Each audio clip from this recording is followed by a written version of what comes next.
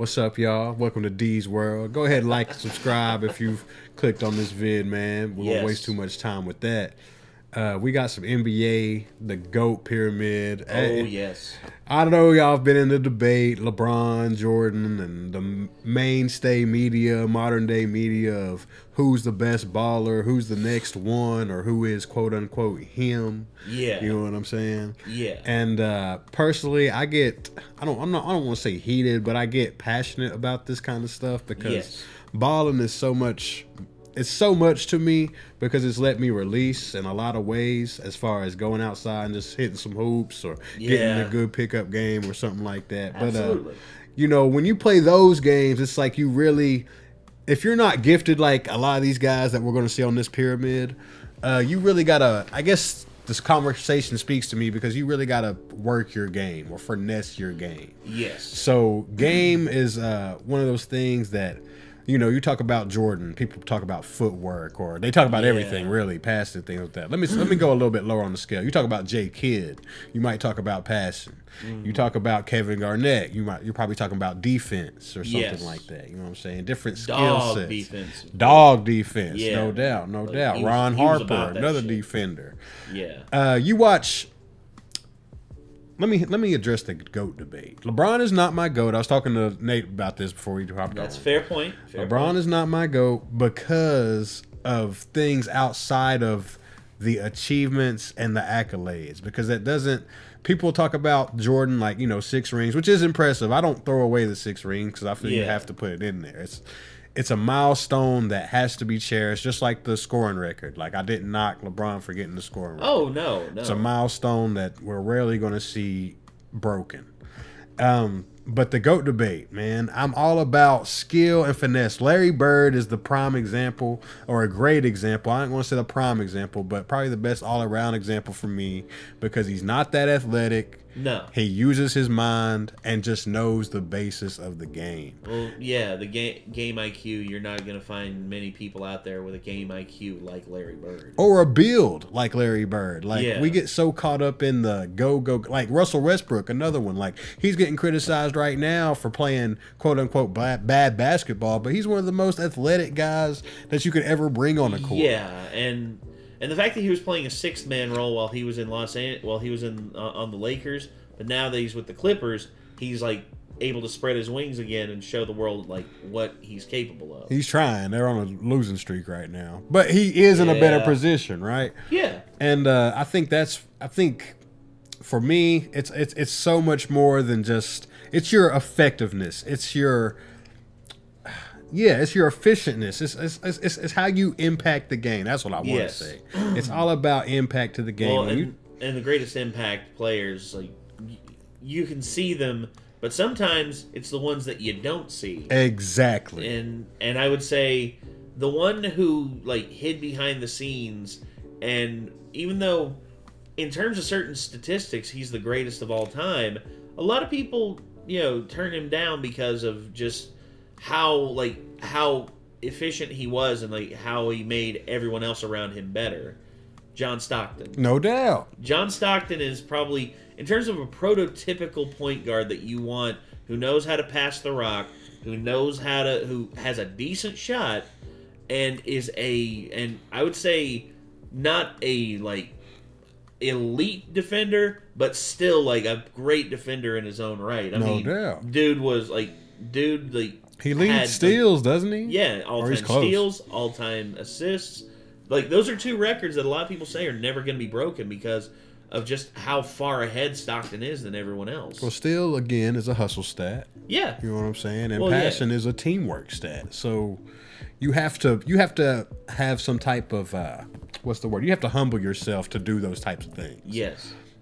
And I would say the biggest thing with Stockton, why he's not even close in the GOAT debate, is because in terms of like point guard, I'd see him as like the 3rd best, like 2nd or 3rd best of all time, Magic Johnson. Oh, no doubt. Best point guard ever is probably Magic Johnson, and then I would put Isaiah.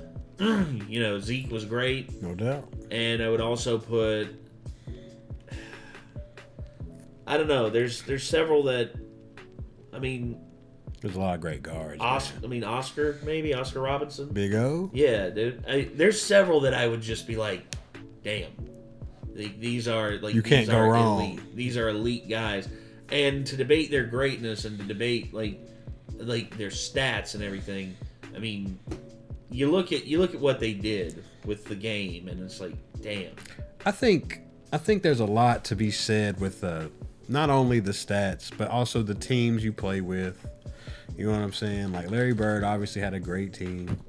John Stockton had a pretty good team himself with Karl Malone and Hornacek and those guys. Yeah. But it's Chris Paul would be somebody I would say didn't have like as great of teams. No. But that also Lob magnifies City. him. Well, Lob City, the Clippers that he had with Blake Griffin and DeAndre Jordan. That was his best team he ever had. And JJ Redick, like outside of the Suns that he's on now. But I got to be honest. You think they're gonna get it done? Huh? You think they can get it done? Well, now that they got KD, I mean, I hope they do. Damn. They should. I mean, KD, Booker, and CP3 on your starting three. I mean, you got to win. But see, this is what I'm saying. I guess this is a good point. I'm glad you bring that up. This is what I'm saying. Like, we have to question if they're going to win.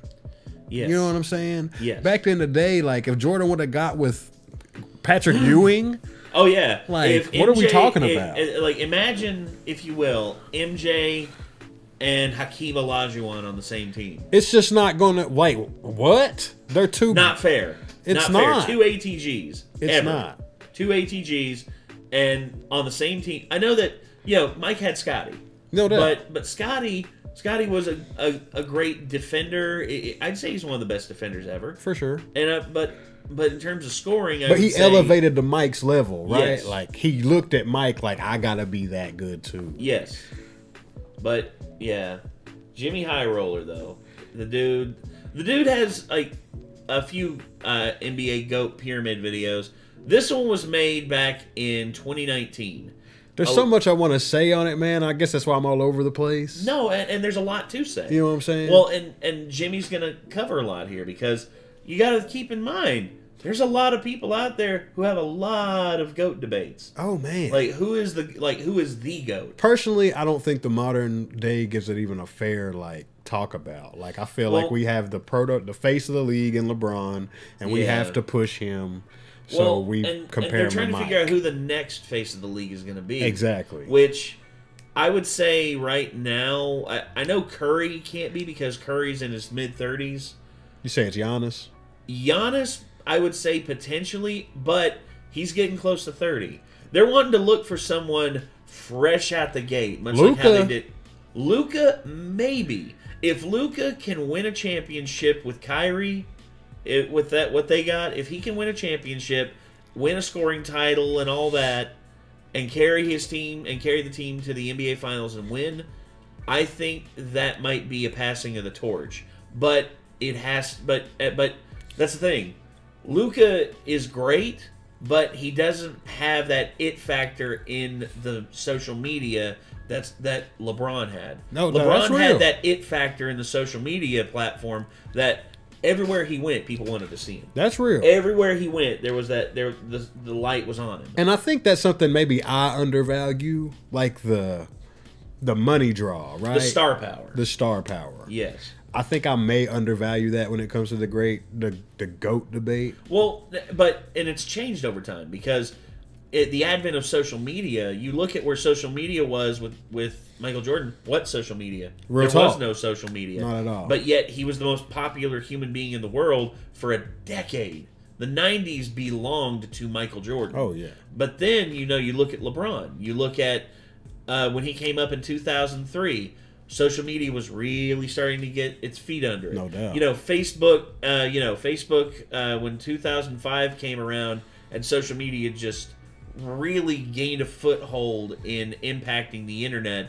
Like, there were people sharing LeBron highlights all over the place. I remember watching them, man. Yeah, they looked ridiculous at that time. And not only that, but also you had the memes as well. LeBron James. Yeah, oh, yeah. LeBron James. LeBron James. You couldn't go anywhere without hearing his name. No. And still can't. No. Because talk. every whenever he moves, like whenever he goes to a new city, What's the number one sports news story? Oh, LeBron James is leaving Cleveland and going to Miami. Am I going to South Beach? Yes, exactly. We're going to hold a broadcast just to tell y'all where he's going. Exactly. No other player gets that. No.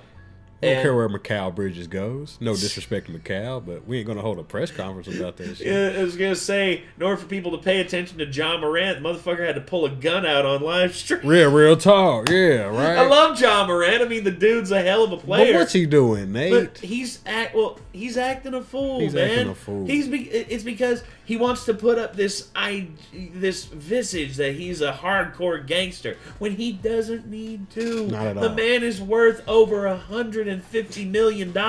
You don't have to pull the gangster shit when you got that much money. Preach. You are the gangster. Hallelujah. You are the motherfucker. Yes, you Lord. are the man in Memphis. When people are talking about who's the man in Memphis, Ja motherfucking Morant and his face on the side of the Grizzlies Stadium. Give me, dude, you don't need that At shit. all, bro. You don't need it. You don't need these vipers around you that are just going to, spit poison in your ear. And that's what it make is, you act man. like an ass. Memphis You has don't need infected that. him. Well, Memphis has affected him, and also he's infected allowed the wrong people to influence him. You see, and this is the thing, and yeah, much as Michael Jordan's the GOAT when it comes to being a basketball player, he is not a GOAT when it comes to being a team owner because he has nothing but yes men around him. He doesn't have people around him who challenge him because he's not used to that. Well, they scared because he's done kicked Charles out of his camp. Yes. You know what I'm saying? That was like his dog. Yes. So, yeah, I mean, Michael might have built that for himself. But at the same time, I got to agree, man, when you got all these yes men, that's the price you pay with being so popular. Yes. That's a hard card, man. It is. But I haven't experienced that myself, you know what I'm saying? But I've had people around me who try and gas me up to go in the direction they want me to go, not the direction I want to go. The facts. And I've had that happen. I've had people gas me up like that. And I've had to sit back and just be like, okay. Come down to earth. Just because that's the thing. I would often shut myself away and just be like, is this the right decision? What they're asking me to do is a lot. Is it going to take for your peace of What's mind? the benefit? What's the Facts. benefit here? What's the benefit? What's am the I gonna benefit? am I gonna mentally benefit from this? You just gotta. I gotta tell him. No. And it's just and eventually they'll be like, I thought you were my friend, dude. It's like, I am your friend. That card, bro. It's like when they pull that shit on you, they hit that card. They're just like friend card. It's like I thought you were my friend. It's like, here we go. I am your friend, but you're asking me to do some dumb shit. Some dumb shit. I ain't doing it. Real talk, man. Mm-mm. I ain't having that shit. And you can't That's the life we live, Nate. It is. Man, let's get into these talking points. Let's go. All right, Jimmy, hit us with it. This is a basketball pyramid of greatness, and today we're going to be making one. Ah, man, I already got a lot to say. Into the always insightful Colin Cowherd, I watched as he elaborated on a segment regarding a basketball pyramid of greatness. You've probably seen similar charts. Players listed in a pyramid formation, the bottom of the pyramid containing the most players, the top containing the least, and the greatness of these players in ascending order. Like tiers, okay. So we got a couple tiers. Hold on. Where the fuck's Hakeem?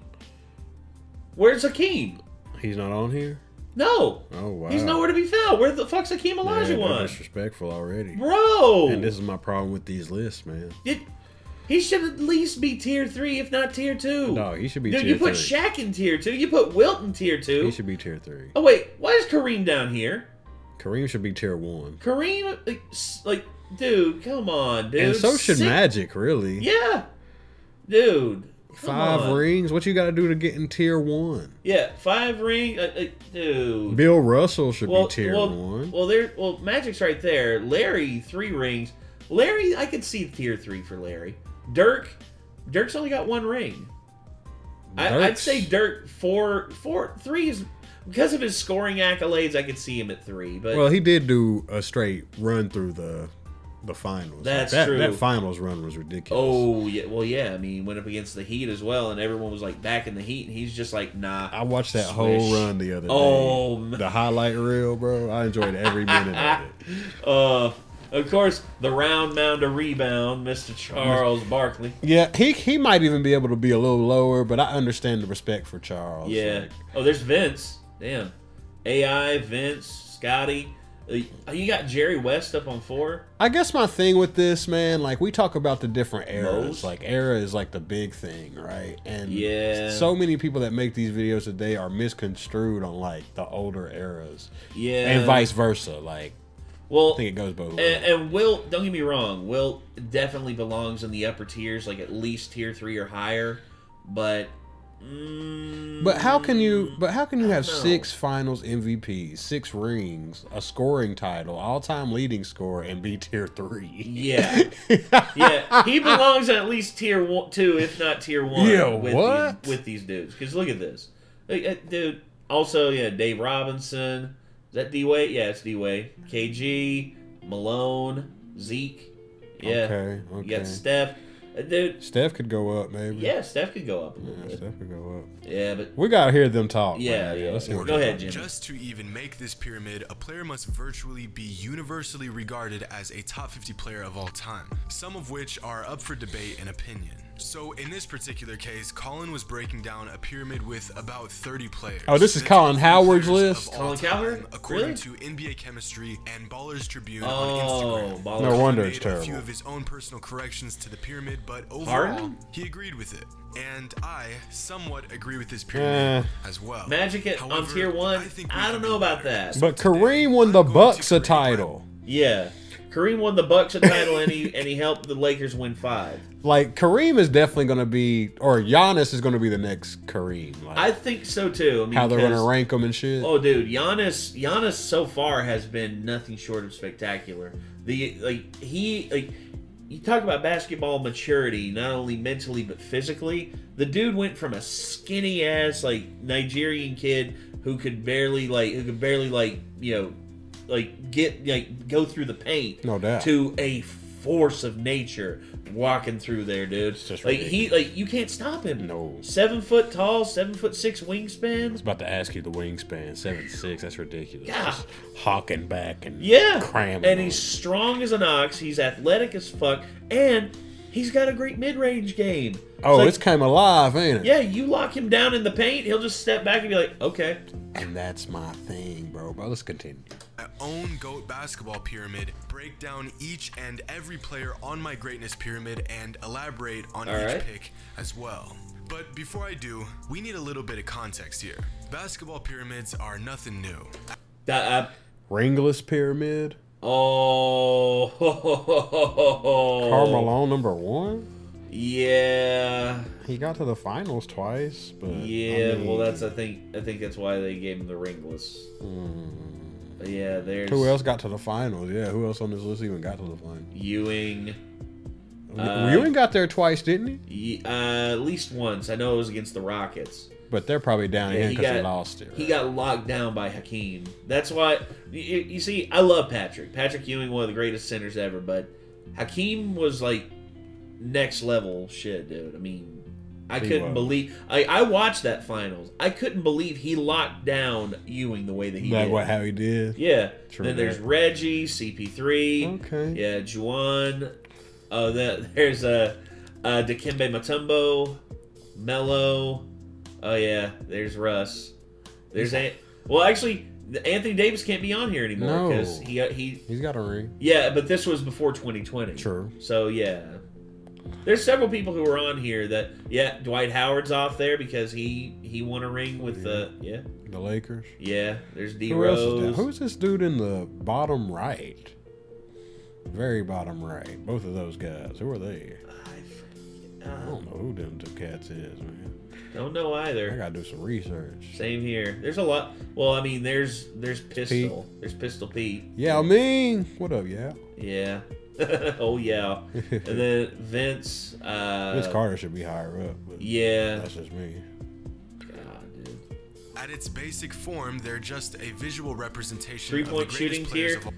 Okay. Dude, how you gonna have Kerr in tier 3? Come on. Yeah, isn't he a high efficient? Kerr is the most efficient 3-point shooter ever. Yeah, real talk. Ever. I can understand Steph being up there. Steph is probably the greatest shooter possibly ever. Ray Allen and Klay Thompson, yeah, okay. I would expand tier 2 and I'd put Steve up there as well. Yeah. Because Steve, in terms of efficiency, no one was better at threes than Steve. Of all time. Of course, according to the person making Popovich. but I'd agree with that. I'd agree with that. Organizing Popovich a and more you know, practical Jackson. Coach, methods yeah, Coach is Jackson that up rather there. than Yeah. listing each player one after Philly another, Jack. a pyramid formation allows you to create tiers or levels to greatness. So, for example, if two players are extremely close in greatness and you can't decide exactly who should be higher all time, you can just simply put them in the same tier. Is Paul Pierce better than Gary Payton, or is Gary Payton greater than Paul Pierce? Well, Two different that skill is sets. Yeah, yeah. But you can certainly say that they belong on the same tier of greatness. Yes. The basketball greatness pyramid allows you to rank players all time without being so specific that you're forced to box players into a spot, while being just specific enough to put them in a fairly accurate and universal position all time. In 2009, the brilliant Bill Simmons published the book of Basketball, which featured his clear, concise, and respectable basketball pyramid. Within his book, Bill established the credentials on which he ranks these players, including NBA championships, regular season and playoff statistics, as well as longevity and flair. As a whole, a lot of things have changed since his original pyramid in 2009. But if you take a look at the top 40 players on Bill's basketball pyramid, not too much has shifted. Tim Duncan won another title, LeBron won 3 titles, 3 finals MVPs, and 2 more regular season MVPs. Dwayne Wade won 2 more titles, and Dirk won another title as well. You could almost say that this is an updated version of the NBA at 50, the 50 greatest players of all time back in 1996. At the time, this was the most reputable list to date. But The crazy thing about the greatest NBA players of all time, the greatest 50 NBA players in history at that time, Shaq was included on that list, and Shaq had only been in the league like 3 years. Wow. That's the kind of dude Shaq was. was 14 years before Bill published his list. And in that 14 years, a lot changed. But as good as Bill's pyramid is, there's a few problems I have with it. Of course, this is all my personal opinion, but first of all, Kobe is too low. This was after his second title run where he won 2 more rings. Yeah, Kobe. And he's still ranked just Kobe should be top 8 5 all at time. least. Yeah. Considering Bill Russell played in an era with only 8 to 10 teams, I think he's ranked a bit too high. An amazing player would dominate. See, this in is the any thing, era, right? but So Different the eras. context. Yeah. The context. Like, Context in different eras of the game. we can say it was easy because there was only 10 teams, right? Like, it's easy for us to look back and say that. But Yeah. that's where my heart is just like, man, Bill Russell was a black dude in the 60s, Dominating. dominating. And here's the thing: him and Wilt went back and forth, but because of Bill Russell's game being more team oriented instead of less about himself, that's why he's got 11 rings. 11. Whereas Wilt only has 2. Only 2. Yeah. And you know, these guys are going back home after games and their shit's getting crashed with bricks and Yeah. sprayed up. Like, you know what I mean? Nowadays, Yeah. y'all go home and y'all just sit in a jacuzzi and call some bitches. And Yeah, slip into some DMs of some Instagram models, have them come over. Y'all have a good time, little hush-hush, little maybe NDA signed, you know. Facts. Shit like that. But y'all's yeah. lifestyle is completely different from when Bill had to go play. Like, Yeah. what was the mental fortitude like to be like, man, I got to go play for nothing. I got to play with these same. It was the glory, dude. You know it was what the I'm glory saying? of it. And also, it was about making a difference. It was about showing the world what he was capable of, regardless of his skin color. Regardless of it. I got to respect that, bro. I do too. That's a championship mindset. That's why he's got 11. Yeah. So that's where I'm like, 8 in a row. Too. 8 in a row. Yeah, just stacking them. And he here's the thing. He had Red Auerbach, who had his fucking back the whole time. Red Auerbach, he basically looked at Bill Russell and was just like, he's like, I don't care. He's the best player on the floor. He's gonna be the leader of this team. No doubt. And he did. He led the team to greatness. The promised land. Being probably the greatest dynasty basketball has ever seen. And we talk about, like, 11 titles. So we say the 11 titles, Yeah. right? With each one of those titles comes heat on your back. There's a target on your back. And the target just gets bigger. So to say you're going out here and beating these teams like again, we call them plumbers and firemen or whatever. Yeah, plumbers, firefighters, and like all that shit. All this disrespectful Stupid shit, which I don't back. Thanks, JJ Redick. Facts. Facts. With all that said, like, these guys aren't stepping on the court to just lose. No. You know what I'm saying? They're They see going this out guy there to winning. win, and they are fighting to win. They're playing hard. Yes. Like, these guys are playing for nothing, so they genuinely like basketball. Yes. Now these guys, like, a lot of them I see on the court, I don't even think they genuinely like basketball. They're just here for the check. Let me get my check. You know what I'm saying? Yeah. Them O's are speaking to me. I don't care about the title. Oh yeah, let me real quick. Hold on. I know. Hold on. Let's see. Forget. Is it not Bill Simmons? Ben? Yeah, it's like this motherfucker. Facts. Dude, you're 7 feet tall. You're one of the most physically gifted people out there. Your skill set's limited, but you don't have to depend on a skill set that deep when you are that big. Real talk. But instead, you're sitting on your ass and you're just like, I want to play this thing. I want to be traded. I want to be traded out of my multi-million-dollar contract so that I can be content with where I'm playing. Look at that. Yeah, 35 mil. 35 bills like that. Look at that. Stacking them. Stacking that shit. He was the #1 pick in 2016. Everyone was lauding this kid as the future. And look at him now. Just sitting around. A joke. A joke. Ben Simmons is a joke. Come on, man. The dude has painted himself into a corner, and he's just like I'm just not gonna play. I guarantee you put Ben Simmons, as athletically gifted as he is, in Bill Russell's era, he gets no play. None. Guaranteed. None. Because he don't want it. Fact. He don't want it. He went if he had gone out there against hardcore rebounders like Bill Russell or Wilt Chamberlain, getting 25, 30 boards a game, gets no play. dude will get boxed out his fucking socks. What are you doing out here, kid? Yeah, it's like go sit down. Sit down on the bench. Fact, you don't man. want it. You don't want it. You don't want it.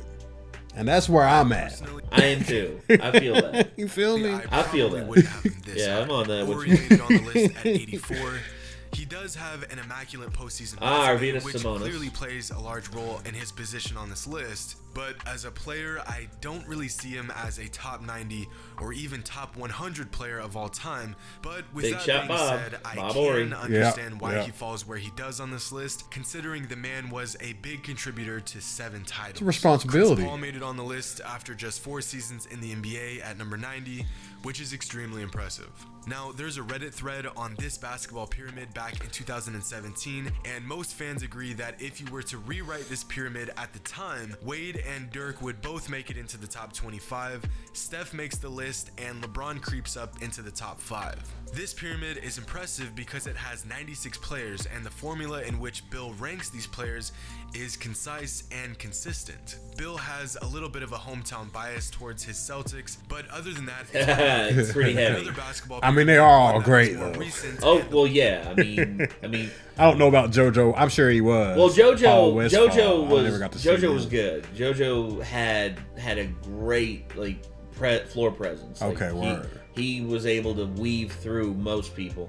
I would say the ones that are definitely highest up. I mean, you got Larry, you got Bill, and you got Havlicek. Man, Havlicek. Havlicek was Russell's right-hand man back Facts. in the day. They went hand in hand. Bill was the board man. Havlicek was the scorer. Let me get this. Yeah, let me get this dub for y'all. Exactly. the one that I featured at the beginning of this video was a GOAT pyramid made by NBA Chemistry and Ballers Tribune on Instagram. Havlicek's not in on their this pyramid, list. They created No, he's right there. Is He's he? right, yeah. Oh, okay, my bad.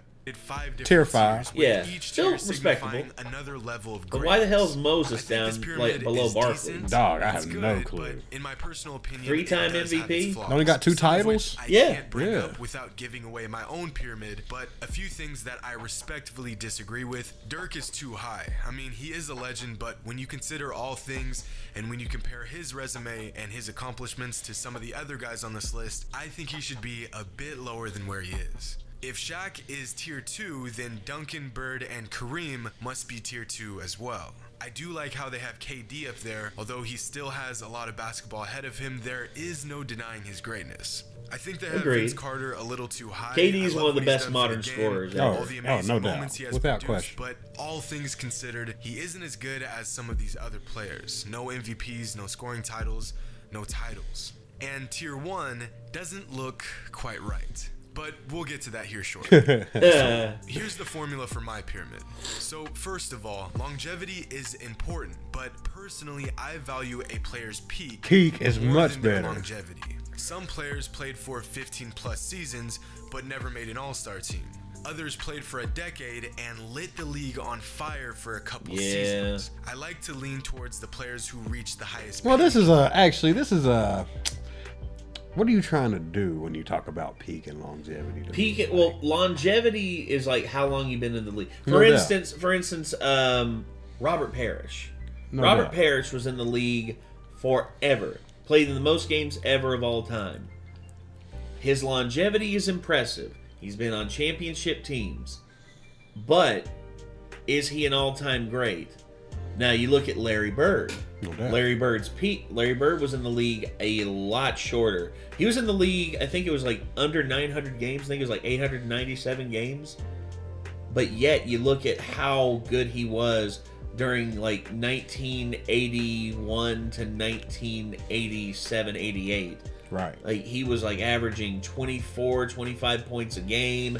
He was averaging like a shit ton of it. Like I think it was like 7 assists and I think 7 or 8 rebounds. He was doing really good, and he won 3 rings and 3 MVPs, and he was like a defensive. He was like, I'd say second NBA All Defensive team back then, and he was doing great. The impact, right? The impact that he had in his short time frame was nothing short of spectacular. That's why a lot of people build like Bill Walton into like conversations because he just hit hard. Oh, he hit hard coming out the gate, but He got hurt. injuries, dude. Yeah, He was just too injury prone. He never let his foot heal properly. And If he would have taken John Wooden's advice, John Wooden told him, like, dude, take a year off, right. rehab that foot, get it healthy, and you will have a good long NBA career. He could have, instead of having 2-3 years of like ultra peak Bill Walton, we could have had 10 years if he would have just taken care of himself. It was never that did. stubbornness in him, wasn't it? It was that, well, again, it was that dog in him. That dog. And True he- that. True and that. and that's why he got a ring. and Can't that's let why he these got guys an get MVP. ahead of me. Yeah, exactly. Real quick before we move on, peak versus longevity. Still, I think that's why LeBron doesn't get credit for the quote unquote scorer, that Well- like pass first mentality, because he never averaged 30. I mean, maybe But- one time. But no, his peak right now, dude. I mean, like he's averaged over 25 every season. Every season. Except for his rookie season, which that's forgivable. But every season since then, he's averaged over 25 a season. And not only that, but very high assist count, very high rebounds. No doubt. He does it all. He Like I was spreads thinking the of floor. on the way up here, man. He's a jack of all trades. yeah, right? he spreads the floor really well. I think that was always his best attribute. Just his And pass. not only that, but he's a athletic freak and has a basketball mind equivalent to that of, like in the modern era, to I don't think anyone else. No. I I mean, mean- I don't think that's even an argument, though. Yeah. Like, when you talk about that. I mean, maybe Giannis, but... Giannis, and I would also say, well, in terms of like being athletically gifted like that, if we're talking about like the long shot game, I think Steph has the best long shot game. Yeah. But in terms of like overall like court presence, LeBron. But even 60-point games, like he doesn't have many 60-point games. Not as many. Not as many. I don't know how many 50-point games he had, but I would say Steph probably has more than he does. Steph probably. I know that Dame Lillard does. Dame Lillard probably does. Gosh, dude, such an underrated player. Just put up 70 something. Yeah, Yeah. exactly. And that's my thing too. That like the no one talks ring about Dame thing because is of where he's at, because of the team he's on. Yeah, and he won't. I mean, he's just found it over there, bro. He just ain't trying to leave, man. Well, and that's the thing with it. I mean, if he were to get a decent big man, for instance, if he were to get Domantas Sabonis, who is with the Sacramento Kings right now, and he's killing it with the Kings. The Kings are great. But if he were to get Domantas Sabonis, and I think that would be a little bit of like a fulfilling of destiny, because where did Domantas' dad, Arvydas Sabonis, play? No doubt, Portland. Portland, exactly.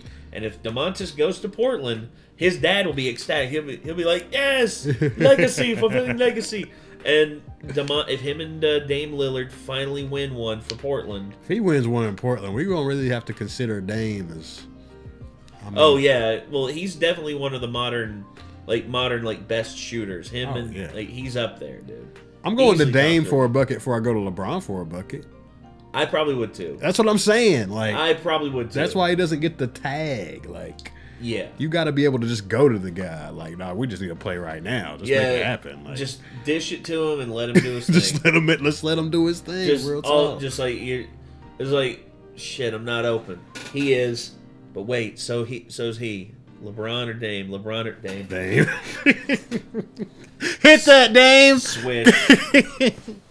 LeBron. The players who were let's go. No, I'm the good. most consistent. Of course, both of these qualities are extremely important. Yes. You could say that my list is a combination of skill, accomplishments, and quality of career. Second, as much as I would like to make a list on pure basketball ability, there are other factors. That's my tie-up in the argument. For example, just Numbers don't considering lie. a player's skill set and straight basketball talent, I would have a guy like Tracy McGrady in my all-time top 20 list. But of course, we have to consider things like accolades, rings, career numbers, accomplishments, and that's where T-Mac falls short and falls out of this list. Yeah. For example, on Bill Simmons' list, Tracy McGrady was 77th all-time, whereas Robert Parrish was ranked 59th all-time. I'm sorry, but Robert Parrish was not a better basketball player than Tracy McGrady. That's but true. all things considered, you could say that he had a better career. The third thing is that for every player that you feel deserves a spot on this pyramid, that player must take the spot of another player. Far too often, I see all-time lists and people criticizing those lists, mentioning players that they think deserve a spot on that list. But at the same time, they can't elaborate on who exactly they should take that spot from.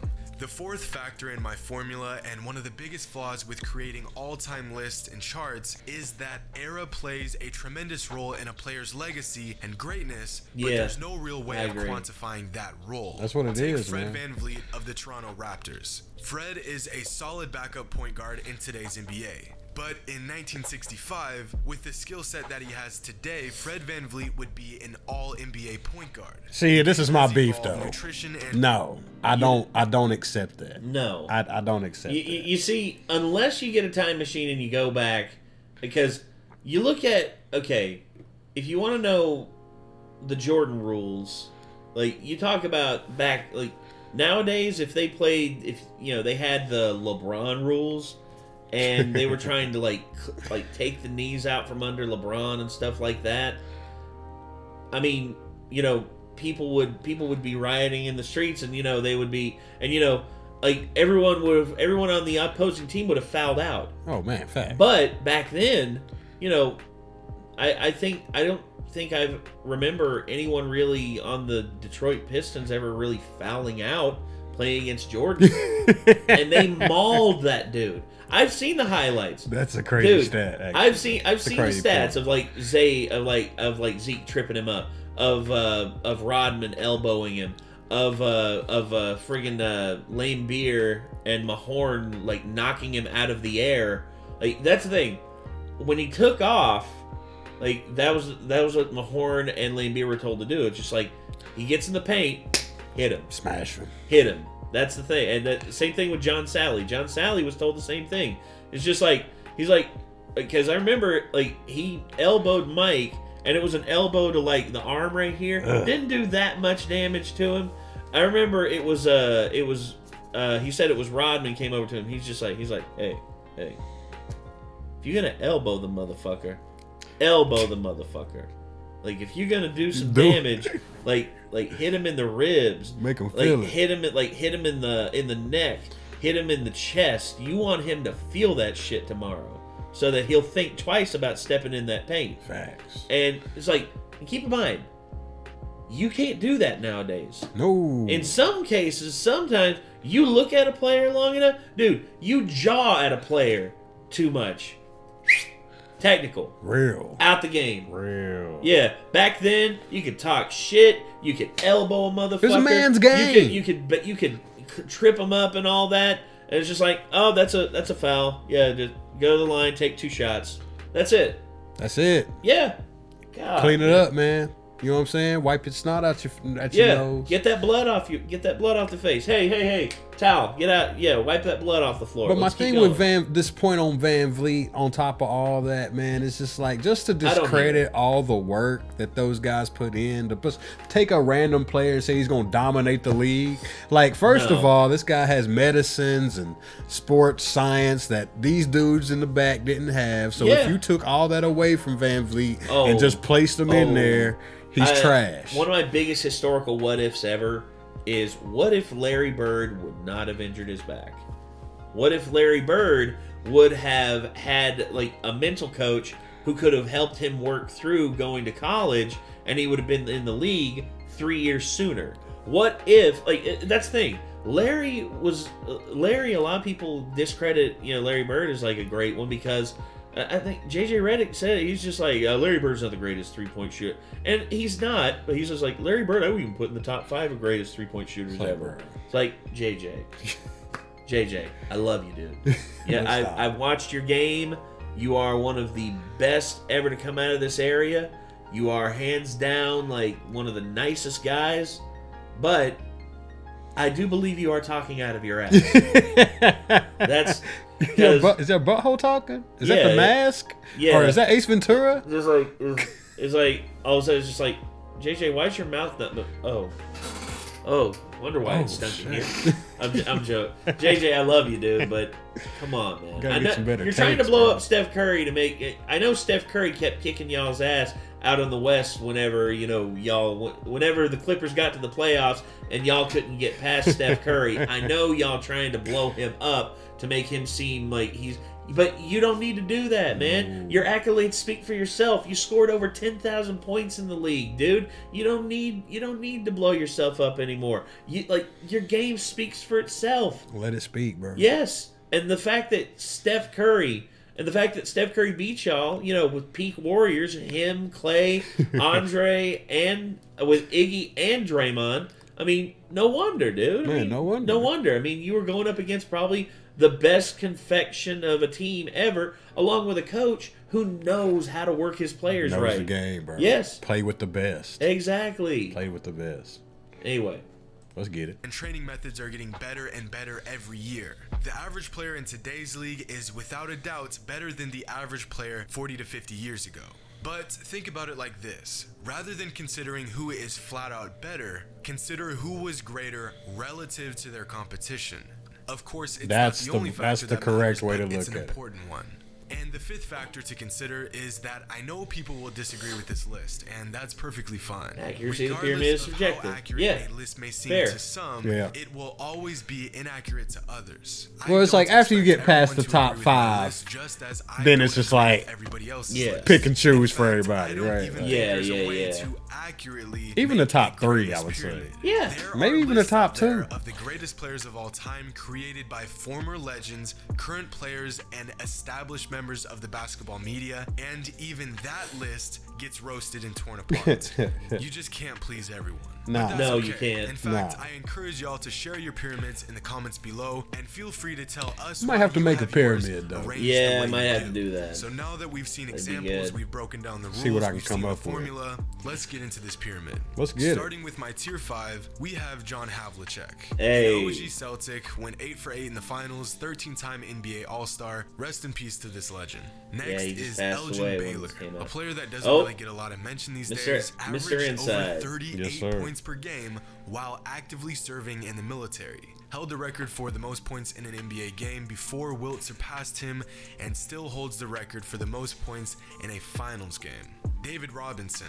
Now, Robinson was a The player Admiral. that could do a lot of Yes, everything. sir. Managed to lead the Quad league in double. scoring, lead Yep. the league in blocks, lead the league in rebounds. Also, 71 points just to spite Shaq. Did you hear about that? Just the spice. I knew about the 71. I didn't know it was the spice. Well, Shaq was leading in the scoring title that year by, I think it was like 31 or 32 points. And the Spurs decided, hey, let's teach the young kid a lesson. And they just kept feeding the ball to David Robinson. Scored 71 points. And Shaq couldn't overcome that. I think he scored, I think it was like 34, 35 that night. But it wasn't enough to overcome the 71. And Dave Robinson won the scoring title that year. That's amazing. And afterwards, Shaq was just like, man, that's not cool. He's Sorry, Shaq. He's like, yeah, I'd scored 71 too if they'd have kept passing the ball to me. That's all I'm saying. Of course he was. I'm sorry. I'm not as good as some people out there. Some people's Shaq impression is just on point. Won a Defensive Player of the But Year yeah, award, Robinson- won an MVP, and won 2 NBA titles. Robinson's Next great. is Bob Oh, Pettit.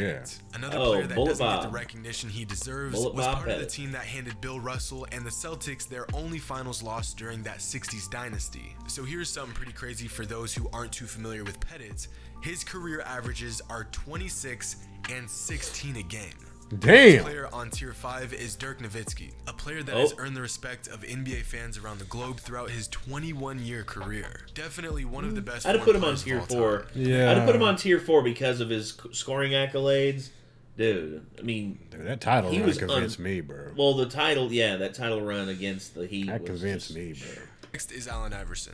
AI. One of the most common phrases with Allen Iverson is that people say he's pound for pound the greatest basketball player ever, and that He's may up very there. well be true. I mean, Some 6'1". NBA fans would argue that Yeah. he deserves to be higher on this list, and I can definitely understand that. But having him at this spot puts him somewhere between top 25 and top 30 all time. Iverson is an example of a player that skill-wise could definitely fall he a cooked lot people, higher on dude. this list, but because of his lack of hardware and longevity, falls where he does. Nonetheless, an incredible player. Next is Moses Malone. Won 3 league MVPs in a 5-year stretch and was arguably the best player in the NBA throughout that stretch. Jerry West, the logo himself, an NBA legend, phenomenal scorer, only has 1 ring, but with his 1-8 finals record, was 14 games away from having 9 rings. Of course, unfortunately, it's not that simple, but this puts in perspective how close he was Mr. to Outside. many Yes, rings sir. rather than just 1. Mr. Clutch. In fact, Zeke from Cabin Creek. Zeke from Cabin Creek. That's what they called him because he basically just because of his really thick Appalachian accent, it's just like, what y'all talking about up there? And everyone just said, it's like, hey Jerry, it don't matter if you do an interview, they can't understand shit you say anyway. And Jerry just like, God dang man, you gotta say some shit like that. Sound like Boomer. Yeah, but yeah, that's actually a lot of people like Boomhauer. That's actually an inspiration for that. Is like a guy from like West Virginia called up Mike Judge and sounded exactly like that. He's like, yeah, dang old Porky's butthole, man. I ain't gonna watch that shit no more. I'm gonna come down there. I was gonna watch some old dang old cartoons on TV, man. Yeah, dang old Porky's buttholes on there, man. And I'm gonna come down there. I'm gonna shut y'all down. I swear to God, man. Swear to God. Hung up. And ever since then, that's been Boomhauer. Boomhauer. But yeah, Jerry West. I heard him talk back then. He enunciates more nowadays. But back then, I heard his voice. I'm like, hey, Like, damn, he real country. yeah. Is he Also, from, where's he from? Where you at? Where oh yeah, at? he's from West Virginia, dude. West Virginia. Oh, he's from like near Slab Fork, which is like just a stone's throw across the state border. Oh shit. Yeah, near my neck of the woods. Okay. But yeah, the other thing too is Jerry, by all accounts and purposes, like one of the better athletes on the Lakers as well. Dude could dunk the basketball. It's just he didn't like to. Right. Because he just like he would much rather like play from the distance because yeah he I think he said one time he got knocked down by Wilt Chamberlain and he was just like, I ain't doing that shit again. Hey, look, let me get this jump shot right. 6 of those 8 finals losses were to that Celtics dynasty. Next, we have He got that Charles wet, Barkley. though. I Yeah. don't think Charles' spot on this pyramid needs much of The an round mound explanation. of rebound. Incredible player, MVP winner, would definitely be a lot higher if he had more playoff success. Yeah. And rounding out tier 5 is Kevin Garnett. KG. 15-time All-Star, League MVP, one of the best defensive big men of all time, and a 4-time rebounding leader. KG really set the stage for future, mobile, athletic stretch fours. Ugh, Before on we your continue, head. These players are in no particular order. As I stated before, one of the many perks to a basketball pyramid as opposed to a numerical list is that there is a lot of flexibility with these tiers.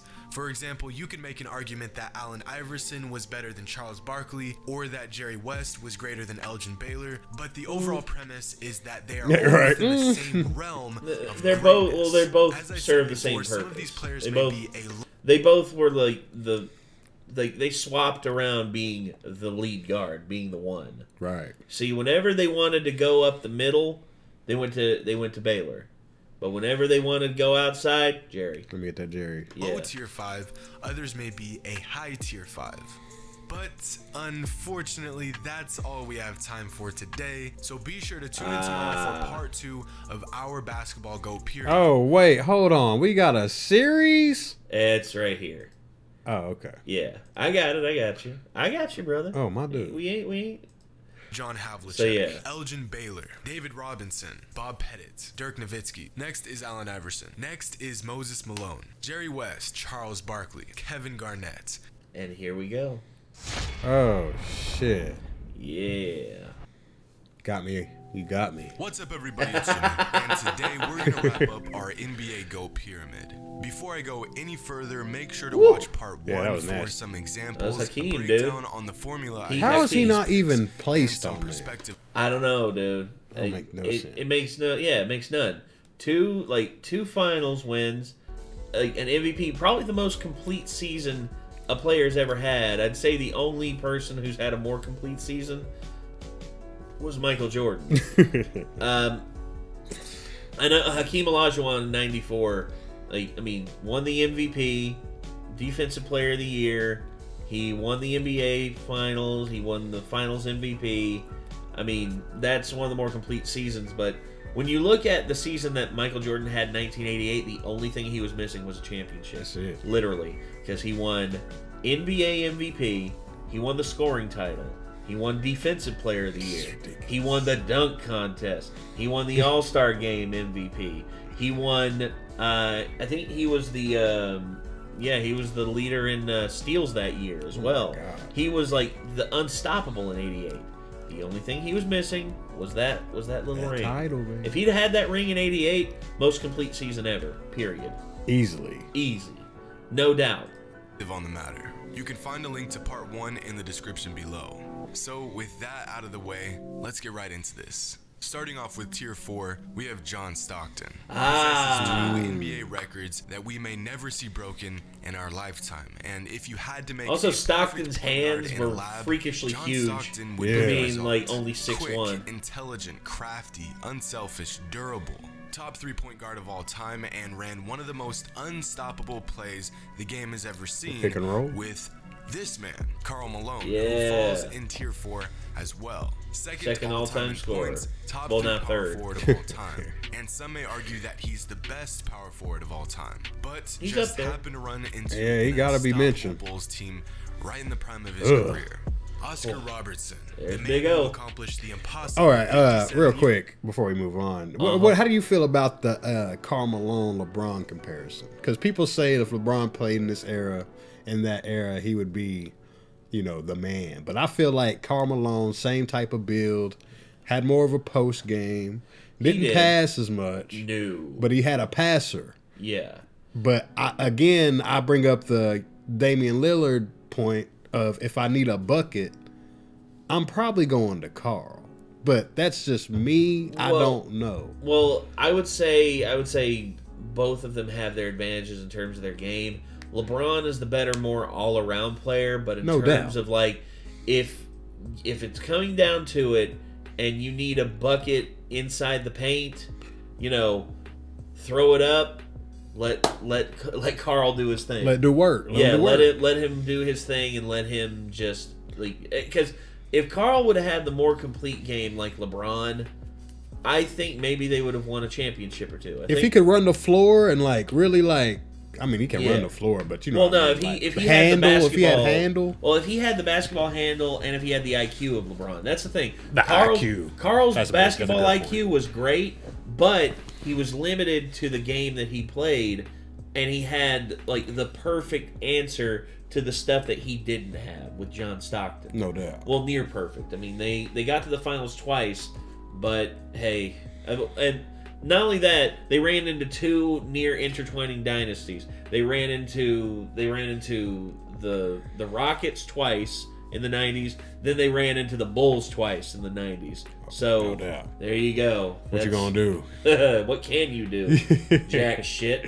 Years ago, when he averaged a triple-double for an entire season. Big What O. most people forget to mention is that for 5 straight seasons, Robertson was less than 1 rebound or 1 assist shy of averaging a triple-double again. This wasn't just a fluke occurrence. The man was unstoppable. 'Cause he played also good averaged basketball. over 30 points a game Yeah. 6 times in He his was career, he number was only ahead of the bested by game. Jordan and Chamberlain. Next is Kevin Durant. So, KD. 3 years ago, Yes, sir. Durant wouldn't even be on this pyramid, but after 2 titles, 2 Two finals finals MVPs, MVPs, and yeah. proving time and time again that he is virtually unstoppable when he is in the zone, he's earned this spot. Durant is another player that if we were creating a list strictly off of basketball skill and talent, would possibly be top 10 all defense. time. But signing with the Warriors has stained his career, so he falls in tier 4. But he does have a lot of basketball ahead of him, so he'll more than likely If he rise wins much another higher. ring, if he wins another ring with Phoenix, I think definitely move up a tier because to come back from an Achilles tear like that, like that's a career ender for most people. Oh yeah. Like he sat out a year because of it, lost a year of his life, but he came back and he is now just as good as he was when he went down. No question. In years to come, Isaiah Thomas. Isaiah is an interesting player. He didn't put up absurd numbers. He didn't have flashy moves. Nope. He only played for 13 seasons, but his consistency and his drive was second to none. Absolutely relentless. Just ask Michael, the type of player that you'd hate to play against. 2-time NBA champion and one of the best point guards of all time. Julius Erving really introduced the basketball to the athletic. The doctor is in. Yes, sir. Think of an all-time great wing from the 80s to the 90s, and chances are he looked up to this man. Played his best years in the ABA, so his numbers don't reflect. Fucking love that afro too. Man, with the ball, I love the ball, bro. Oh, that the white and red and blue ball. Yeah, that was the ABA ball, man. That shit's dope. Yeah, I think they should bring that back to a certain degree. Yeah, so maybe an ABA game or something, like a theme game, like or an something. ABA themed classic, ABA classic game. That'd be and like do like the old school uniforms. Of course, they don't got to wear them short ass shorts. Nah, leave your shirts long. Yeah, but just do like the classic jerseys and just be like, this is the money ball, man. This is the 3.2 pointer ball. Facts. Yeah. Shooting guard of all time. All-star event, man. That's what they need to do. Yes. I'm NBA champion and won a D-Wade. Finals MVP in just his 3rd season in the league. I'm glad that he got such a warm farewell tour because I think it reminded us of how great Wade really was. Yeah. Next is Scottie Pippen. 6 rings, S&P. 8 NBA All-Defensive First-Team selections, a player that could have easily been a franchise player. You gonna show the for dunk any over other organization. over I Pat? personally consider him to be the best perimeter defender of all time and one of the greatest winners of all time as well. Yeah. Remember, kids, 6 for 6. And finishing off tier 4, we have Stephen Curry. It's really odd to me that there are people out there who still think Curry isn't the greatest shooter of all time. He Revolutionized the game, has been the cornerstone of the most winningest dynasty in modern NBA history. Back-to-back MVPs, 3 titles, working on his 4th, and a laundry list of NBA records. Not too long ago, I heard someone say Curry may end his career as the best point guard in NBA history, which is just weird to hear since Magic Johnson has undoubtedly held that spot for a good 30 years now. But when it's all said and done, this is definitely a possibility. Truly, well, he's got 4 rings. He's basically he's first ever unanimous NBA MVP. The dude got game out the ass, got all over the place. Oh, no doubt. And ever since he's bulked up and put on some weight, he's actually become a better defender. Whenever he got injured after he broke his hand. He definitely got all the accolades to. I mean, people are putting him up there with Jordan and stuff now, man. Like, but it's hard to dispute anything because he's one of the more pure stories in the league. Got drafted to Golden State, earned everything he got in Golden State. Yeah, he got KD for a while, but and also the first 2 seasons, injuries plagued him, dude. He couldn't do anything. Dorito ankles. Yeah, but now that he's got the right support and everything for them, he's a killer. Hey, man, I respect it. I do too. Basketball pioneer. And that wraps up tier 4, which means next up is tier 3. Now, these are players that could all be considered as top 10 all time, depending on how you want to flip it. Okay. Guys that were the best player in the league throughout certain stretches of their career. You could also say that they were the best player for multiple championship runs. First up, we have Bill Russell. 11 championships, 5-time MVP. We play the game to win, and he was the best winner we've ever seen. Man, tier 1. Absolute monster on the glass, averaging over 22 rebounds, not for a stretch of seasons, but for his entire career. Would certainly be higher on the list if it weren't for the fact I gotta that put he him played tier in an 1. Yeah, I'd say tier 2 at least. Not something he had control over, but again, something that we have to consider. With this next player, one of the most common lines you'll hear is the most dominant player to ever play the game. Shaq. And that may certainly be the truth. Or Shaq, Next up, we have Shaquille O'Neal. For about a 10-year stretch, Shaq was doing whatever he wanted to on the court, and no one was stopping him. Oh, and he tore down the basket, Just 23 years old, and with only 4 NBA seasons under his belt. Next, we have Tim Duncan. Now, let me begin by saying the disrespect for Tim Duncan must be stopped. Yeah, people want to diss on Tim Duncan because he wasn't flashy. He wasn't like big personality and all that. He didn't have to be. No. I was gonna say he got a ring for each one of his fingers. So to hell with that. As you said, he got a ring on each one of his fingers, and as somebody who didn't like Tim Duncan his whole career, I understand what it is. Yeah, man, that dude is legit. Yes. I just hate the Spurs. They just so boring, man. It's just quiet in this stadium. Well, that's Popovich. That's Popovich's style, dude. That's how he likes to play it. Am I at an NBA game or a library? Like, what's up? Just like all of a sudden you just hear, swish. Good job, young fella. Like, yeah. Timmy, quit talking that trash like that.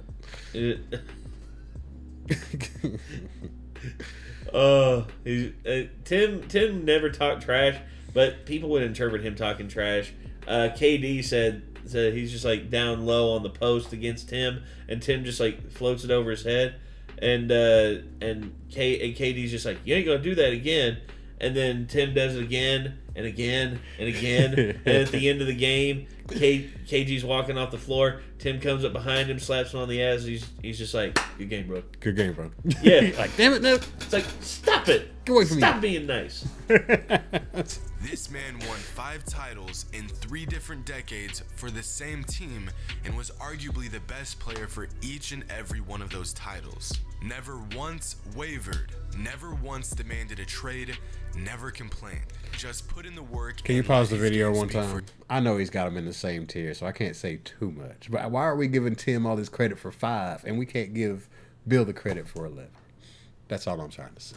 Oh no, man. I think he doesn't get as much That's all I'm trying to say, Nate. Because his numbers never really Ha! out at you, That was and nasty. Of course, Ooh, he's that tip in? For most casual fans, he wasn't that fun to watch. But for years, Timmy sacrificed throwing his people's own stuff. numbers for team success. And clearly, Get that shit out of here. I consider him to be the greatest power forward of all time, and because of this, he has earned a spot in tier 3. Next is Hakeem Olajuwon. There you go. The dream. There you go. There's my dude. 1994, when he won League MVP, Defensive Player of the Year, won a championship, and won Finals MVP. That footwork down low. Look at that footwork. Damn. Where you going? Just outplaying everybody. Like him just out. Like the fact that he's doing that to David Robinson. Just outthinking these guys. Yeah, the man. fact that he was one of the only people I've ever seen being able to lock down Shaq. And I'm talking young Shaq. I'm talking like off. 94 to 96 Shaq was scary. Oh, facts. Raw power, bro. Yeah. And it wasn't until he like bulked up and put on like extra pounds it was basically after Hakeem's like peak and all that. But still, Shaq was just unbelievable. He hadn't got to his man body yet. Nah, he hadn't become like three-peat Lakers Shaq. Yeah, real Three-peat Lakers Shaq, like 2000 Shaq, was a scary I man. don't know what you do with that. Yeah. Get dunked on. That was when he actually started working out. He didn't work out before then. That's crazy to think about. Yeah. It's not even working out and just dominating grown men. Yes. Player. Hakeem played Kind of in easy the to era do when of you're Ugh. 7'2" and weigh over faced most of 300 the pounds. toughest skilled big men in league history and dominated. Ooh, that was nasty. I Oh. love that. When a big man today come wants on. to take their game to the next level, they Let me go get to through Hakeem. here.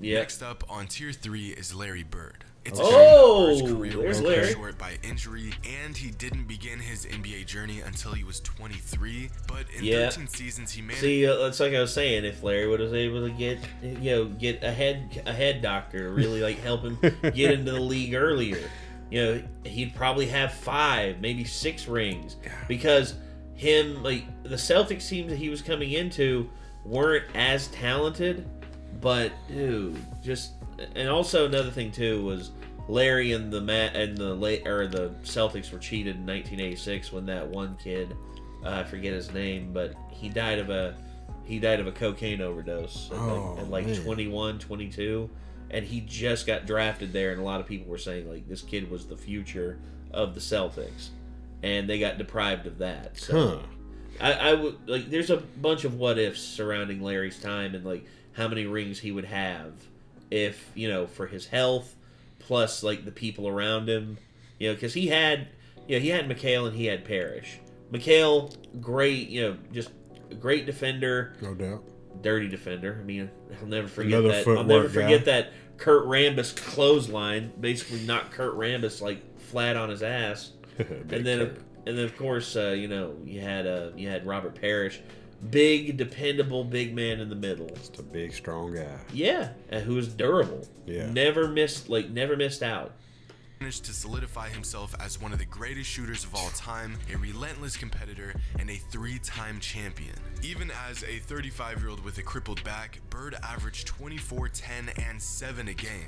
Absolute monster. See, that's And ridiculous. And rounding out tier With a 3 broke is a man back. whose records Right? are so absurd. We've all just accepted the fact that they'll never be broken, and that's Wilt Chamberlain, the original still- Superman. There isn't much that needs to be said about Wilt. 100 points in a game, averaged 54 a season, 4-time MVP, led the league in assists. I love in the fact season, that his just- his signature is the exact opposite of Kareem's. His is like Kareem's is like Yeah. Kareem had the hook.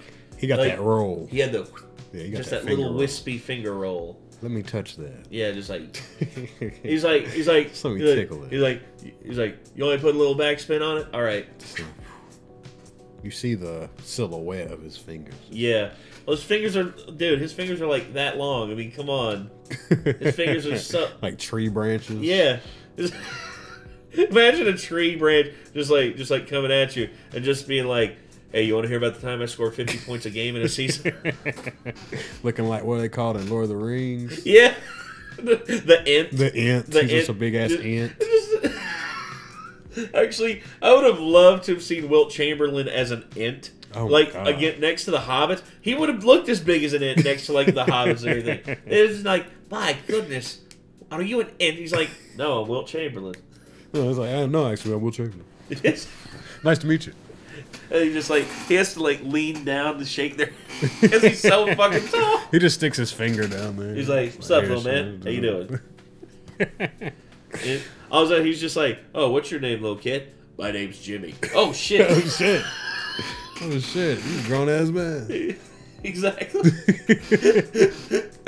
because he felt like it. To this day, it's still hard to really grasp the magnitude of some of his accomplishments. Now, this next Pause it tier- one more time. One more time for Bill, because I know One more. y'all are tired of me blowing my horn. Yeah. He beat him. He was beating him Over and over again. over and over again. So Yeah, I'll drop Bill, it there. Bill belongs on tier 2 at least. Come on. Let it marinate, y'all. Yeah, I know yeah. y'all feel me. Is for players that you can make a strong argument for being the GOAT. Players that were not only the best in the Okay. NBA for a stretch of years, but in fact the best player of their generation. You say there's got to be a lot of Lakers up here. Man. Because you got to think, because I'm looking down here and I'm looking at who is not up here or who's not on the list so far, and I'm like, All where's Lakers. where's Kareem? Where's Kobe? Where's Magic? Oh, God. Yeah. That's 3 already. Yeah. Where's LeBron? Man. Come on, dude. LeBron. Players that make Bronny. you say, you know, maybe so-and-so is the greatest player of all time. You could say, excluding tier 1, this would be my basketball Mount Rushmore. So first up, we have Kareem Abdul-Jabbar. Okay. Going Okay. back to what I previously Fair. said, Definitely. you could 100% make an argument that I don't know. Kareem I is can't say the GOAT. definitely. 6 MVPs, I would say I probably 6 have him tier titles, 1, 11 but All-NBA defensive He'd team be up there. selections, and the most points scored in NBA history. On paper, I think Kareem probably has the best resume of any player ever. So I guess what separates him from definitively being the GOAT is the eye test. He didn't really display the outright dominance that a few other He all-time didn't. greats possessed. Yeah, he could get his points and get his numbers whenever he needed them, hold but on. some other Hold on. players Hold on. I, He didn't? The I sky get- hook isn't the most unstoppable shot of all time? it's up there. It's definitely up there, but I would say Jimmy's point that he's making is he didn't have that wow factor. Like, he never cradled the dunk, right? Yeah, he never cradled the dunk, and he never, like, acted that dominant. And that's because that was never Kareem's It's game. not his game. No, Definitely Kareem's not. game was smooth. Yeah. He was that Cold smooth, killer. Yeah, he was that smooth center that, you know, didn't need to bully his way in because he had that unstoppable He's a hook shot. thinker. Yeah. He's obviously a thinker. Yes. Like, And in terms of his IQ and in terms of his floor knowledge, I mean, the dude's one of the best ever. bro. I mean, his accolades would say that, would tell you that. And he got it done before the Lakers. Yeah, he won those he won one with the Lakers, but most of those 6 MVPs come from when he was with the Bucks. The Bucks. Yeah, and he won a ring before with the Bucks. Now he was stuck in a rut when he was still with Milwaukee, but when he came to LA, he was still great, but again, it's like Michael. Michael needed people around him to make him better. You got to have a good team, man. Yeah, you have to. Yeah, you It's a gotta. team sport. It is. One person is not good enough to win It is. by themselves. had that give me the damn ball and get the hell out of my way quality about them that I just didn't see in Kareem. Of course, I'm just being picky here. There are only a few players to ever play the game that you could put ahead of Kareem, so to say that he was a force is an understatement. But if I had to pinpoint why he isn't in tier 1, Look at this shot. Nobody's his stopping. unbelievable Yeah, resume, the hook. that might just be why. Next is Kobe Bryant. It's like, I know what's coming. Kobe's Oh, spot there's on this Kobe. pyramid is an interesting one. Kobe. Just a few years ago, I Kobe. would have probably had Kobe somewhere man, he in made tier this 3, list before maybe Kobe a high died, tier too. 3. But now I have him firmly Say what? in tier He made 3. this list before Kobe passed. Oh, okay. Yeah, he made this in 2019. That just occurred to me. Oh, wow. And you're more than likely thinking, what changed in the last few years to make me change my mind? And the answer to that question is perspective. Since Kobe's departure from the NBA, I feel like the league is missing something. Of course, no one will ever replace Kobe, but that man possessed so much grit, so much determination, so much get out the f***ing way, I got this, that you could feel that That's that confidence Mamba just nature, watching dude. him That Mamba, go to bro. work. Yeah. I just don't see that in anyone in today's game. Nobody I got see it. glimpses of No. it here and there. Well, Giannis, in certain cases. In certain had it. cases. In spurts, right? In spurts, but not on all the time. Like Tatum Kobe wants was. to have it, but he's Oh, not that. man. He's not that. Tatum's not that dude. Not yet. He's anyway. not Kobe. He might eventually develop into that because it took Kobe a few years to develop into the Mamba. Yeah. I'd say it was around 2006, 2007 when he became the full Mamba. Yeah. Yeah. And then after that, it was the Kobe show. I see guys who can turn it on from time to time, but nothing like what Kobe brought night in and night out. Not to mention, I don't think people put enough weight on those last 2 rings Kobe and his Lakers won. Ooh, we are yeah. currently witnessing just how grueling it could be just to get to the finals. And this man came out of the Western Conference and won back-to-back rings with a team that wasn't even remotely as talented as what he was working with during their initial three-peat. He didn't Real really talk. have a weakness in his game. He was offensively gifted. He was He had Pau defensively Gasol. relentless, Pau Gasol was his good secondary gunner. Oh yeah. But Pau's Lamar like, Odom was a solid third wheel. yes, and Meta World Peace or Ron Oh Artest. yeah, I forgot about Ron Artest was their defensive presence that Lockdown. they needed. Yeah, And that's what they needed. Because Pau Gasol is a good scorer, not that good of a defender. Didn't they have Bynum too? Yes, they had Bynum, and gosh, Farmar, yeah, Vucevic, is that his name? yeah, I think Vucevic, and I think they also had Derek Fisher. Shannon Brown, yeah, Derek Fisher was over there. Yeah, they had a decent team, but overall, yeah, I would agree that it wasn't the most talented team during that time. That Kobe had? Nah. No. And the more time that passes, the more I come to appreciate the player he was. Again, just like Kareem, you could make a solid argument that Kobe is the GOAT. You could make a similar argument about Magic Johnson, and that's why he falls right here on tier 2. Of all the point guards to come in and out of the league, Magic Johnson is the best we've ever seen. Built like a power forward, handles the ball like a guard, and the vision and passing ability like nothing we've ever seen before. But of all the incredible tangible skills, I'd say Jokic is the best passer since Magic Johnson. Have you seen Big Jokic? man. Yeah. Oh yeah, I've seen Jokic. Jokic just like, dude, that fool me thing that he had with Steven Adams, where Steven was just on him. Steven was like on top of him, and then Jokic is just like, and then all of a sudden he completely fools Steven Adams. Steven Adams just goes, and then all of a sudden Jokic just passes the ball over his head to his teammate. Teammate lays it up. Go ahead and do that. Guys, It's a group of perfect. talents, a group of egos, and get them to buy into one goal and strive to achieve that goal like Magic could. A 3-time MVP, 5-time champion, all in 13 short seasons. And this conversation would probably be different right now if he didn't have to sit out 4 seasons due to his illness. And still, Magic proved that he was the greatest point guard to ever play the game. Now, this next player, and the last player on tier 2, is a player that has set the tone for his entire generation. LeBron? And that is LeBron James. Yeah. When it's all said and See, done for LeBron, he'll more- I would actually have LeBron high tier 3, and that's me personally. Did you personally? Okay. Because first of all, the 4 rings, it's not the 5. You know what I mean? He's not the killer instinct guy. Like the last 3 guys he went to, I can all go for a bucket and not worry. Yeah. I got to worry about LeBron. Is he even going to step into the play in the last final minute?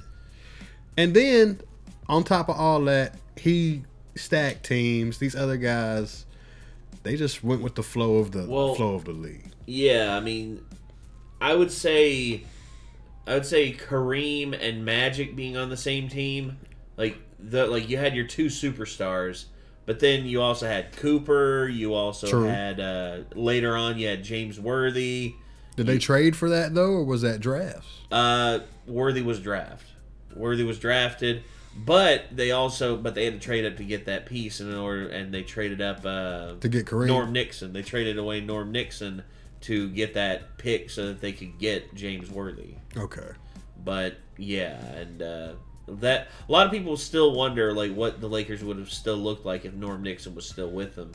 But they didn't need another point guard. They needed someone in mid range like what Cooper was, and they got James Worthy, who 7-time All-Star and helped them win 3 more rings. Okay. I mean, still though, dude. But if you Showtime look Lakers. at, I guess one more thing just to say it, if you look at Tim Duncan's resume per se and put it next to LeBron's, it's not that different. Not as much, but Timmy D, I mean, the whole thing with him is his points per game and all that, which to me don't matter as much as like when he played when it mattered. Well, his defensive side of the ball would probably make up for a lot of that too, right? Yeah, I would say he was a better defender than LeBron. LeBron's easily. a better scorer and like a better offensive minded person, but Timmy was a much better defender. Oh, easy. Yeah, I think he's a better leader. I would say so too. I mean, so that's kind of where I'm at. On the same team for 20 years and he never complained once. more than likely climb to the top or near the top of about every major statistical category. And as his career begins to wind down, I think over the next couple years we'll really begin to see where he truly stands all time. LeBron is a very polarizing player, meaning some people love him and some people hate him. Some people have him as their GOAT and others don't even have him in their top 10. Personally, I have him right here, about as close as you can get to tier 1. Obviously, his shortcomings in the finals is what most people will keep coming back to, and rightfully so. Yeah. Now, the reasons Dirk did run straight through him. as simple as Yeah. he lost. But with that Ran being through a said, super team. If you want A to be super the greatest of all team, time, no you will doubt. be held to unbelievably high standards. And at this very moment, I see LeBron as a tier 2 player. Exceptionally, But I think gifted, that's where we're having transcended two his different era. arguments. I don't think Yes. anybody's arguing his athletic ability. I don't think anybody's arguing any of that. I think it's No. just strictly the game. Like, Yes. his game isn't complete. Like, me personally, I think Paul Pierce has a more complete game. Like, at least I can send him to the free throw line. Yes. You know what I'm saying? I get that. Like, I don't know. And I don't try to be a hater. I'm just trying to be real. Like, I feel we're having two different arguments. If you want to talk about the most athletically gifted, longevity and all that all time, I'll give that to LeBron any day of the week. But if we're talking about just basketball and I need to win a game, I'm not putting him in. No. Not over a lot of these. He'll guys. get you to the dance, but he needs people to like help him through that final dance. To Let me get throw it that to ring. Kyrie. You know what I Yeah, mean? throw it to Kyrie. Let's put K Love on Steph Curry. Facts. Yeah, that's Come on, man. yeah. Let's put Dellavedova on Clay. You know, that's the other thing too. I mean, anyway. I can't say it no better. You know where I'm at. You know where I'm at. I get you.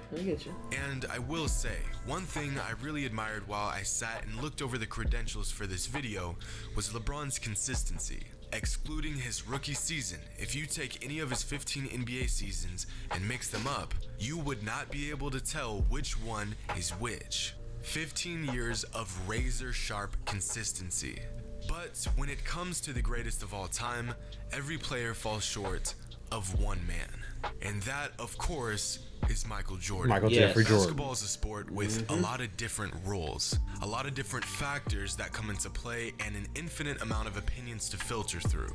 And still, through all of this, most basketball fans unanimously agree that Michael Unanimously. Jordan It is the player of all crazy. time. I like to think about it like this. Imagine you come into contact with someone who has never watched or played basketball in their entire life. Now imagine you play some classic Chicago Bulls footage, facts. circa late 80s, early 90s. If you ask that person who they thought the best player on the court was, they would, without a doubt, immediately point to MJ.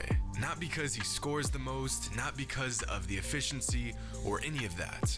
Even with no context, with no predetermined notion of the game itself, Michael Jordan was so much better than everyone else around him that He pops off the page. he moved Yes. different. He does, man. Played different. People who didn't even watch basketball oohed and awed when they got the chance to see him in action. Some players transcend their peers, some players transcend their generation, but Mike The transcended game. the sport altogether. Yeah, he transcends 6 for the 6 in game. the The finals, game. 6 finals MVPs, 10 scoring titles, 5-time MVP, Ooh. 9 All-NBA defensive team Body. selections, and a Defensive Player of the Year award. But that stuff is obviously amazing. Forget all the accolades, forget the trophies, forget the awards, and just watch the man play, and that's just about all the evidence you need. See, but this is it It's to funny me. because If I can add on his Michael praise, the skill, the IQ of a Larry, the athleticism of a LeBron, the passing skills of a Stockton, like all the defensive ability of a Tim Duncan or a KG, like all these things, the highlight ability of a Vince Carter, like that's Mike, man. Yeah, that's Mike.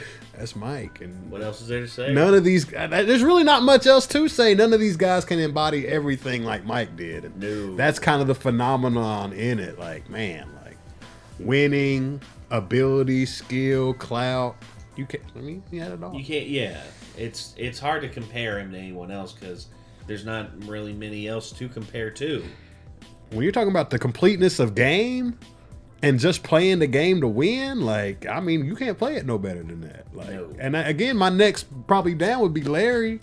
I feel like Larry or Magic Or Kobe. Kobe. Yeah. I can see that, but overall, yeah, I mean, I agree with this tier list. This tier list is nice. Yeah, this is one of the better lists I've seen. I mean, Jimmy don't play, dude. He don't play. Jimmy don't play. No. I like this. Far too often, the legend of some players proceeds and inflates the actual greatness of those players. We let our bias cloud our judgment, and we remember events the way we choose to remember them, oftentimes leading us to believe our favorite players were possibly greater than they actually were. But with Jordan, he is every bit as incredible as people say. Nearly 35 years after his rookie season, and there's still nothing quite like MJ. Yeah. So there it is, my basketball GOAT pyramid. This isn't I spent bad. quite a This bit of isn't time bad. breaking this Not down at all. and really looked into each and every factor that made up my formula. And before we wrap this up, I want to talk about some of these factors and go into detail about some of the small things I noticed throughout this process. As I briefly touched on in part 1, the pyramid we looked at the beginning of that video had LeBron and Michael Jordan both on tier 1. And although I'm open to consider this decision, I don't really see any player on Jordan's level. Nah. I noticed that all the players on tier 2 were all Lakers at some point in their career. Yeah. I also noticed that 6 of my top 11 players are Were big men. which is Yeah, interesting. centers. Another factor I Well, want to make centers note dominated the league for so long. They were man. nasty. They were Yeah. stacked. Mo Cheeks, Julius Erving, Moses, Yeah. Charles at the end, which he didn't get the Is- title, but No. you know. The fact that after about the first 30 or so greatest players, things get a bit messy. At the top of the pyramid, greatness and accomplishments are a bit more clear-cut. But as you start to work your way down the pyramid, that line becomes a little cloudy. For example, guys that could have easily been in tier 5. Jason include Kidd, Steve how did he Nash, not make Popovich, it? George Gervin, That's Patrick good Ewing, shit. Rick Barry, and countless other players. Damn. But at some Clyde point, Drexler I just didn't have make to it make either, a huh? cutoff, and this is it. So here's an interesting detail. 4 players on my pyramid were drafted in the 50s, 4 were drafted in the 60s, 3 in the 70s, 9 in the 80s, 6 in the 90s, and 4 in the 2000s. And considering players usually peak in the decade following the one they were drafted in, I think you could accurately say that according to my pyramid, 90s basketball was the most talented or greatest Oh, yeah, I don't think era. it's up This there. concept is Yeah. one that has been That of the widely accepted 80s? by quite a 80s large and percentage of 90s, I'd say, were the two best eras. Yeah. In terms of overall talent. Just ball, yeah, just good basketball. Yeah. Man, can't get no NBA fans, and this pyramid certainly backs up that claim. Of course, this is just my pyramid and by no means is universally correct or even accurate, but it's worth noting nonetheless. You could consider this my top 30 all-time list. Some younger fans may look at my pyramid and note that there isn't enough representation from the 2010s. I saw a few guys mention Kawhi, Chris Paul, Harden, Lord. Westbrook, but keep things into perspective. There are only 5 players on my pyramid who don't have a ring. Unless you have absurd career numbers, have longevity on your side, or impacted the game in ways that don't show up in your numbers, it's basically impossible to get on this list Facts. without a ring. I think you can make an argument for any of these current NBA players. Again, it's a toss-up at that tier 5. And as I previously stated, if there are players that you feel deserve to be higher on this pyramid, consider that you must first demote a player before you promote one. For example, looking at the comments from yesterday's part 1, it was insightful and awesome to see where you guys agreed, disagreed, what changes you would make. It was good stuff. But one thing I really want to touch on is Dirk. It seems like the majority consensus is that Dirk should have been in tier 3 or at least tier 4. If I had a nickel for every time I read that comment yesterday, I wouldn't have to put ads in my videos anymore. So clearly this is a generally accepted idea, but let's think about this. There are only 2 power forwards ahead of Dirk and 1 on his level, meaning I have Dirk as the 3rd or 4th best power forward of all time and a top 25 player of all time. Yeah. I feel like like that's pretty accurate. Yeah. I have Kevin Garnett in tier 5 as well, and that seemed to be accepted by everyone. But KG played in the same era, has a championship like Dirk, has an MVP like Dirk, played the same amount of seasons. Can I say something? Sure.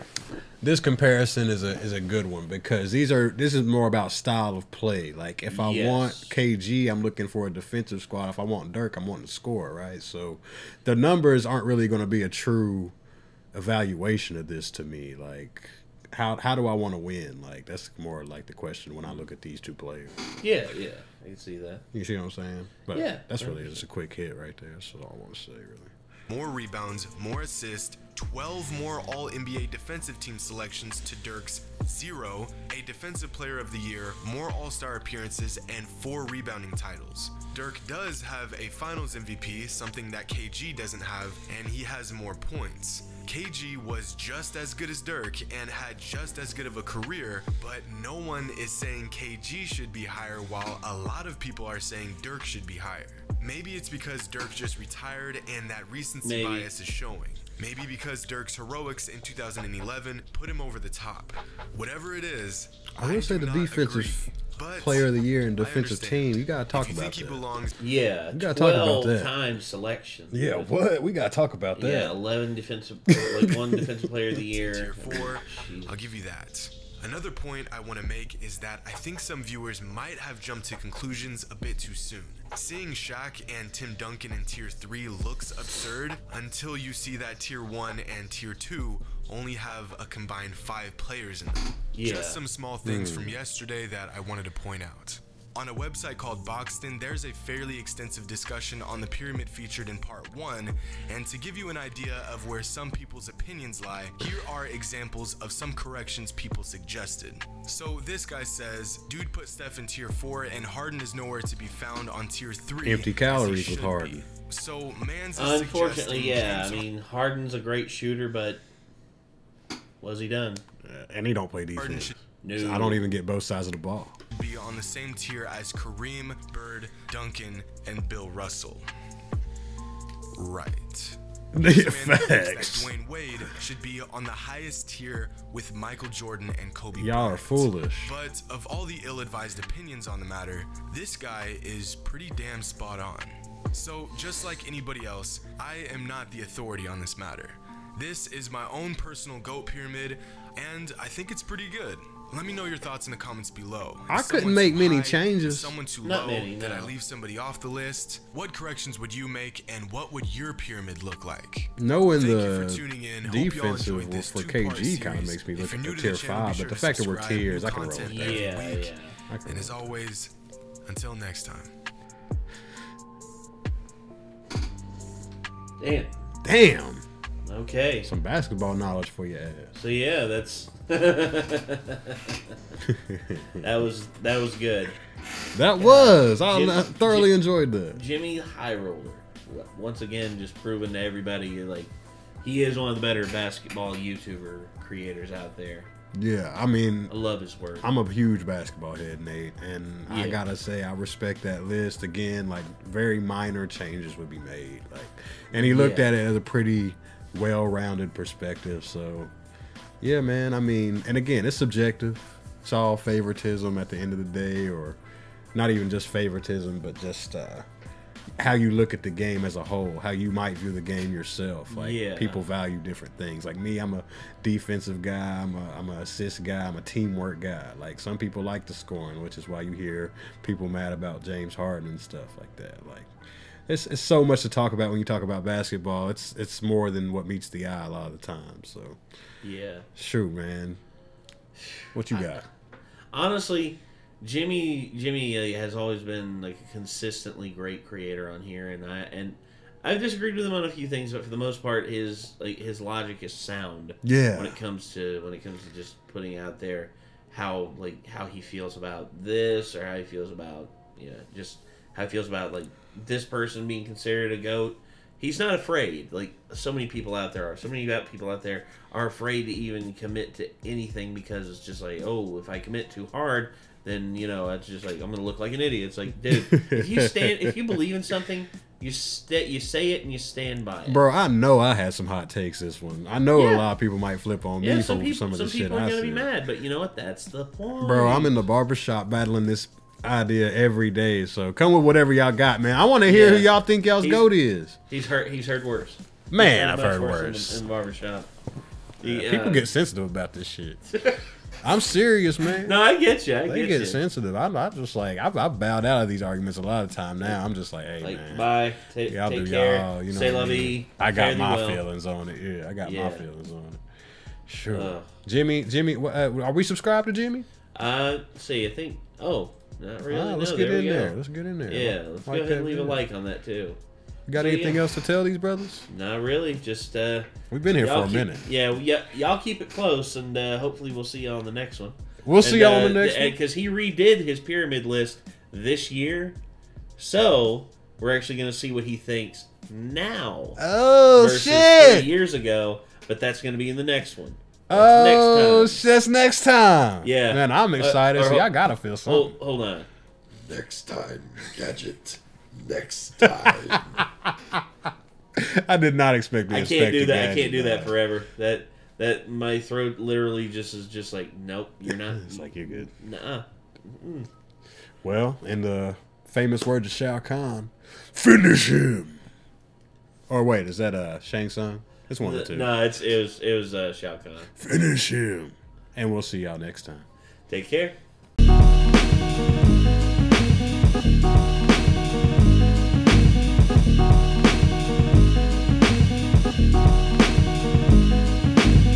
Regenerated, my own hip hop, nothing to play with. The vision to God, powerful paces. All alone won't stop, perfect my goal. All my Lord. Regenerated, my own hip hop, nothing